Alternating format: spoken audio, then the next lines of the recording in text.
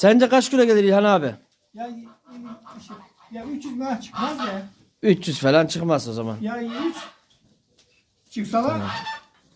Alacağımız danalar Yalçın et. Çukuryurt'tan İlhan abiden. İlhan abi alacağımız danalar bunlar değil mi? Tamam. Tamam abi. Aha. Doğal çalıştığımızı herkes görsün. Danalarımız. Yalçın et aile kasabı.